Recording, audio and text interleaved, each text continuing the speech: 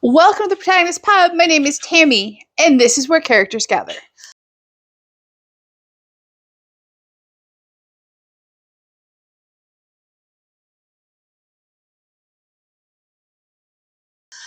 And today we're going to do another country spotlight, and this time I chose Mexico.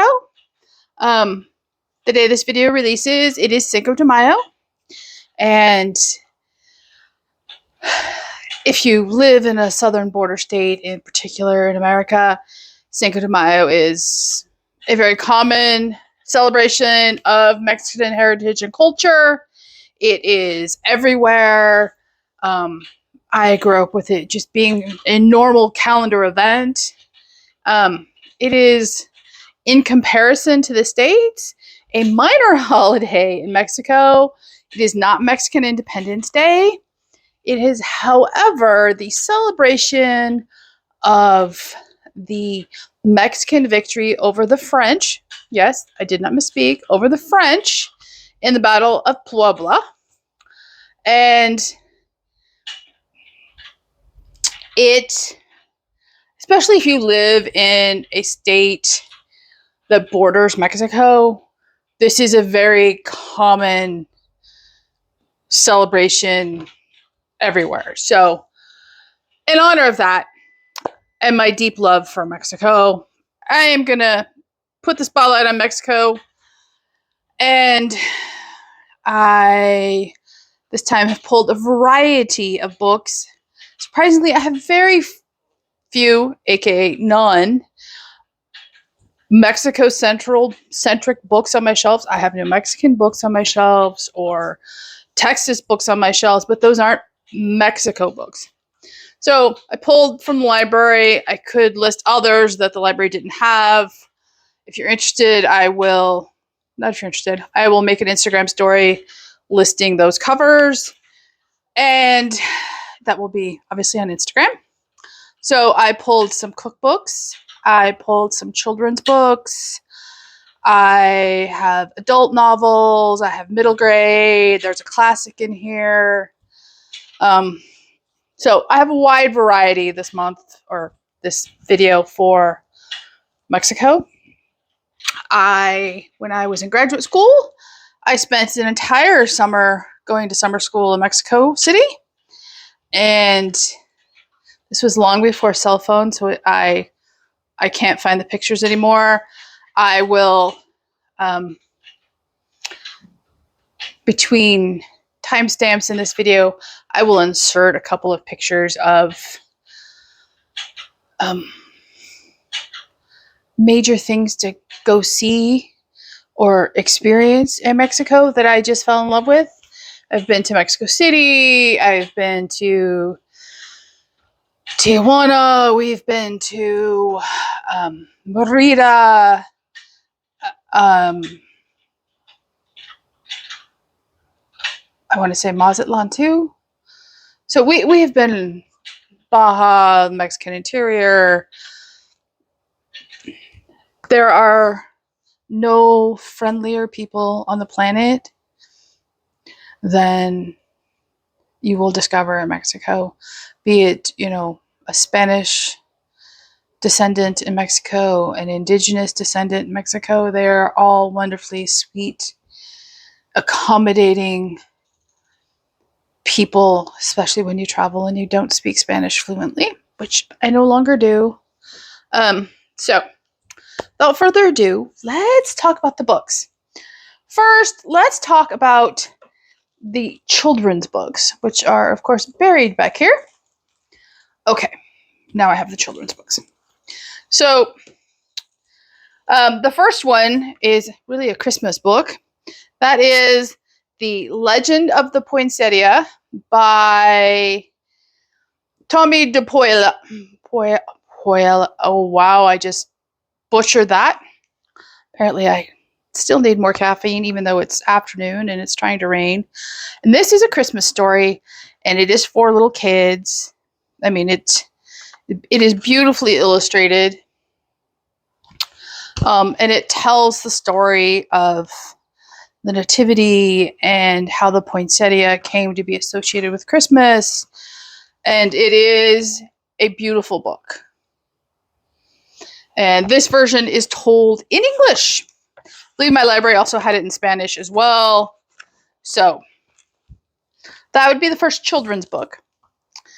The next children's book, and there is one more that my library didn't have for some reason, that should just come paired with this, obviously. It's published by Scholastic. That is Getting to Know the World's Greatest Artist is a series. In this case, it is Diego Rivera. Diego Rivera is a very famous Mexican mural artist.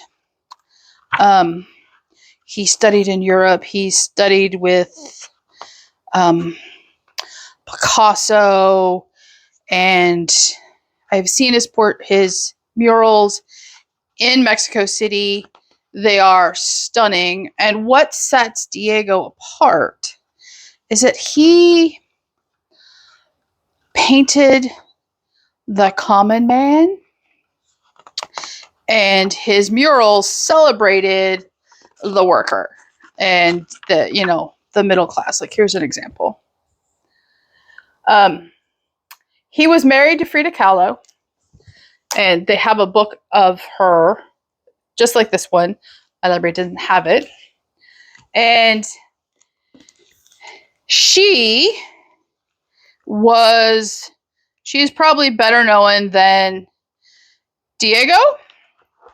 And in this book, Vincent's Starry Nights and Other Stories, A Children's History of Art,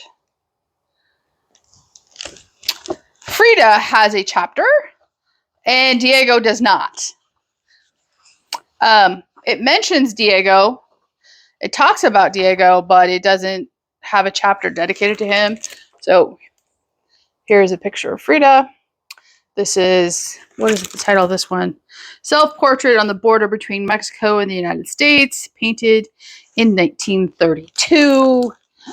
I have been to their house in Mexico City. Frida gets a lot more publicity than Diego does, but they are very well known for being friends with Tolstoy. He lived with them for a while. It is an open quote unquote secret that they, were friends with Tolstoy. So the Riveras are very interesting people. So there are two middle grade books. The first one is Me, Frida, and the Peacock Ring. And this sounds so incredibly charming. It is definitely a middle grade book. I will read you the inside. Paloma Marquez is traveling to Mexico City, birthplace of her deceased father, for the very first time. She's hoping that spending time in Mexico will help her unlock memories of the too brief time they spent together. While in Mexico, Paloma meets Lizzie and Gail, who present her with an irresistible challenge. The siblings want her to help them find a valuable ring that once belonged to beloved Mexican artist Frida Kahlo. Finding the ring means a big reward, and the thanks of all of Mexico. What better way to honor her father than returning a priceless piece of jewelry that once belonged to his favorite artist? But the brother and sister have a secret. Do they really want to return the ring, or are they after something else entirely? So yeah, it's middle grade. It's about Frida. It's a mystery. It should be a very quick read for me. I am honestly thinking of reading this on Sunday. I guess you will know, or Sunday. That would be today when I'm watching this video. You will know tomorrow when I do my weekly wrap-up if I manage to do so. So the next middle grade book is What the Moon Saw by Laura Rassau. And this is slightly older, so I will read you the description. 14-year-old Clara Luna's name means clear moon in Spanish, but lately her life has felt anything but clear. A letter has arrived from her grandparents in Mexico, inviting her to stay with them for the summer. But Clara has never met her father's parents. All she knows is that he snuck over the border from Mexico as a teenager. When she arrives, she is stunned by how different her grandparents' life is from her own in the United States. They live in simple shacks in the mountains of southern Mexico, where most of the people speak not only Spanish, but the indigenous language Mixteco. Their village of Ukiyo holds other surprises too, like the Spirit Waterfall, which is heard but never seen, and Pedro, a young goat herder who wants to help Clara find the waterfall. But as Clara discovers more about where she comes from, what will it mean for who she is now? It sounds like a very interesting book of discovery for a middle grade read, and I'm all about that. So those are the two middle grade ones. There is a third that is about a middle grade child age, but I wouldn't classify it as middle grade. That is The Pearl by John Steinbeck. It's not very thick. It's classic. It is less than 100 pages. And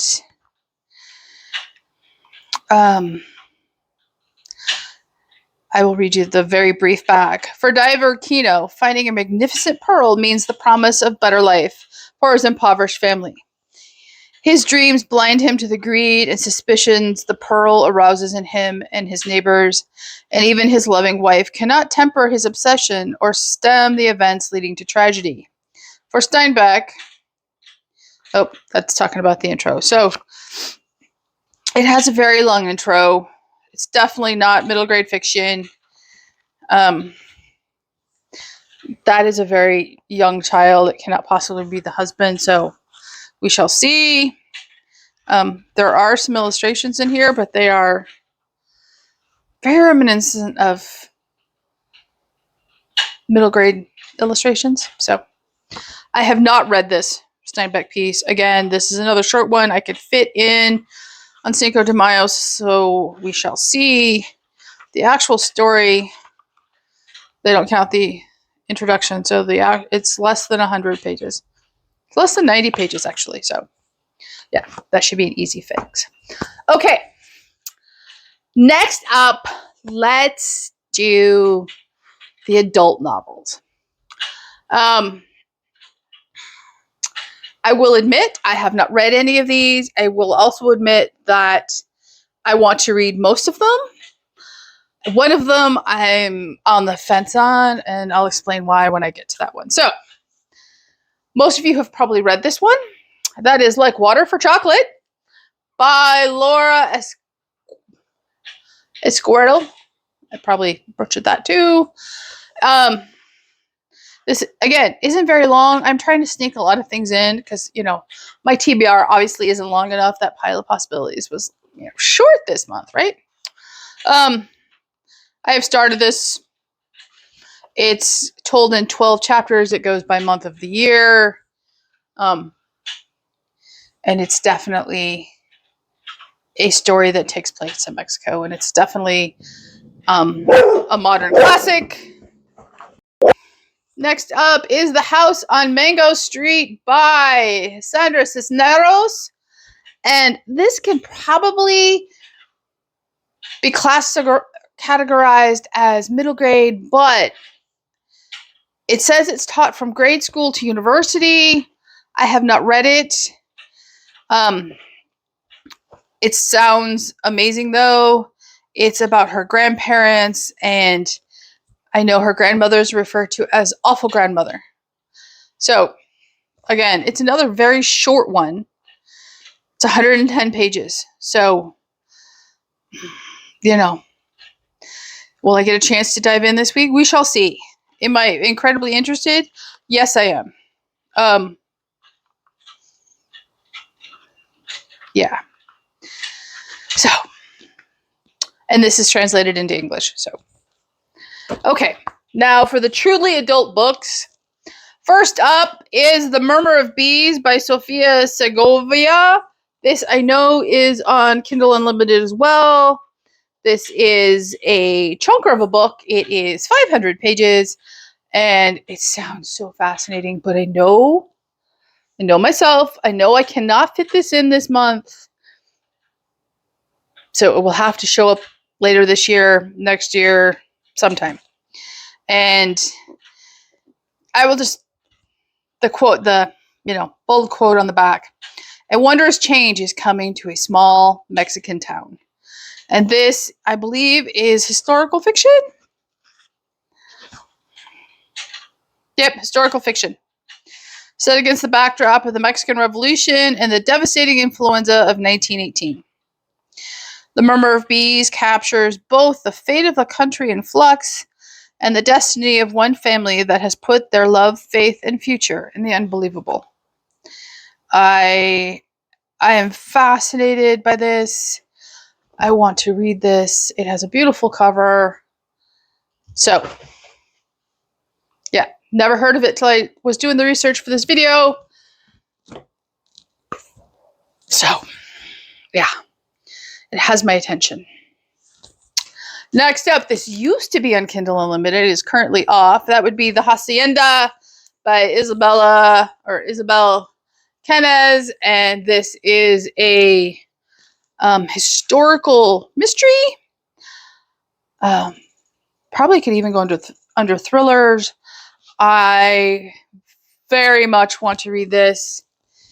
Again, I know myself. I know I can't read it right now. It's going to have to wait. But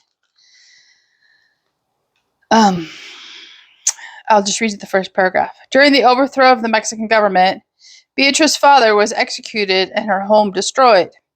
When handsome Don Rodolfo Solorano, wow, my Spanish is bad today, proposes, Beatrice ignores the rumors surrounding his first wife's sudden demise, choosing instead to seize the security that his estate in the countryside provides. She will have her own home again, no matter the cost. But Hacienda San Isidro is not the sanctuary she imagined. Again, it just says, read me. And if I'm not mistaken, those are agave plants on the cover. And I love me a good margarita.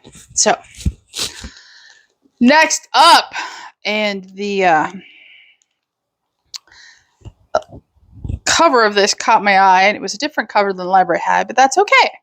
That would be A Ballot of Love and Glory by Renia Grande. This cover itself is gorgeous. And this, too, I believe, is historical fiction. Yeah. The year is 1846. After the controversial annexation of Texas, the U.S. Army marches south to provoke war with Mexico over the disputed Rio Grande territory. I know this one is also a romance. Yeah. So, there are letters in here. I'm going to enjoy this one when I eventually get a chance to read it. So, the last adult novel is the one which I am very interested in, but everything I have tried from this author has not worked for me. So I'm very hesitant, but I love the cover. It is Gods of Jade and Shadow by Silvia Moreno Garcia. She is the author of Mexican Gothic, which also would have fit this prompt. I DNF'd Mexican Gothic, which is why it is not here. This one takes place in the Jazz Age, and the inside blurb says, the Mayan god of death sends a young woman on a harrowing, life-changing journey in this dark fairy tale inspired by Mexican folklore. If I read the inside cover, it's something I want to read. Have I had good reading experiences with this author? No, I have not. So, I am very hesitant. That being said, I will probably pick it up at some point because it's a library book. I can always return it, DNF it, and it's not like I'm investing in it. So if you've read this, let me know what you thought about it.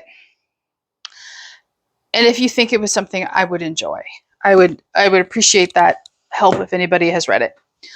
Okay, last up on the adult books, and this was a freebie from Amazon for World Book Day this week. And that is, here's the cover, Big Chicas Don't Cry by Annette Chavez Macias. And I will read you just the black back. Okay, I will read you the back quote. 4 cousins navigate love, loss, and the meaning of family over the course of one memorable year in this heartfelt family drama. It was published in 2022. Am I interested? Yes. Am I leery? Yes. Yes, I am. You can understand why, but sometimes that's what life gives you. Okay. Last category would be cookbooks. I not only have a weakness for Mexican cooking, it is my comfort food. I don't feel well. I, need hangover food. I don't know what to make for dinner. I just want something tasty. Every time I will choose Mexican food. It is not a question. Somebody asks where I want to go out to dinner. I will always choose a Mexican restaurant. It is my comfort food. So, I checked both these out of the library. One, I read the ARC 4 and I just haven't bought it yet. And one I checked out to give everybody else an idea and to, see if anything sparked my interest. So the one that might spark interest in me is called Quesadillas by Donna Kelly. And quesadillas are go-to food in my household for both of us, not just me. These have savory ones. They have sweet ones. Like here's a triple chocolate quesadilla, which looks really good.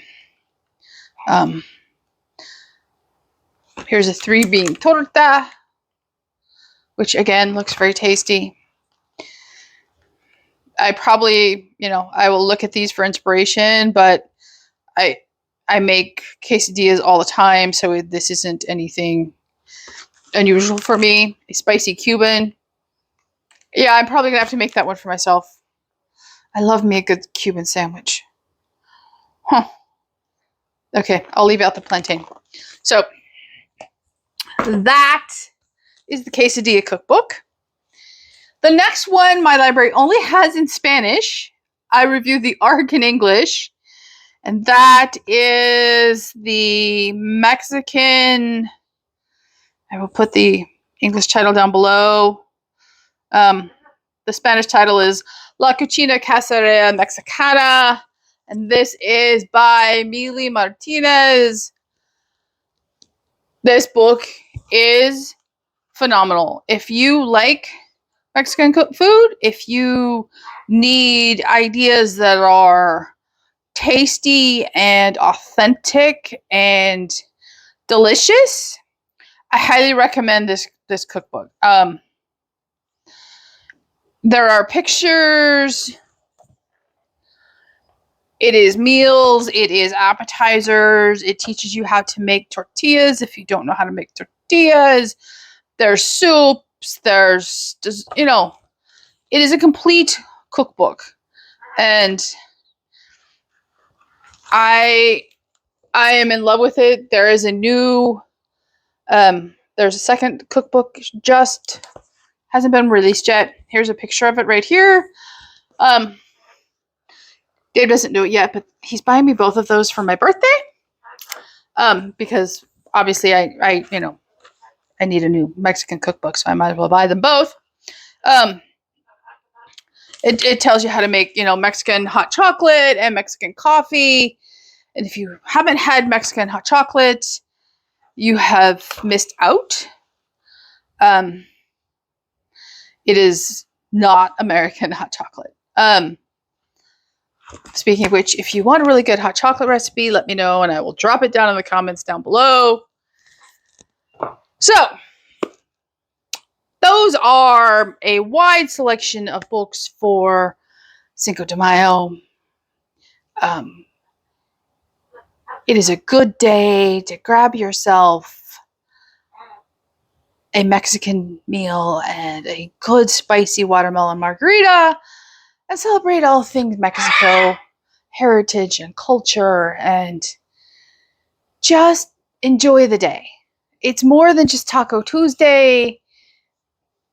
And I hope I've inspired somebody to pick up a book about Mexico, be it for, a wee small child at Christmas or an adult book that caught your attention. If you think there's a Mexican book I have missed that I should read and add to my list, please leave a comment down below, like and subscribe, and I will see you here next time at the Protagonist Pub.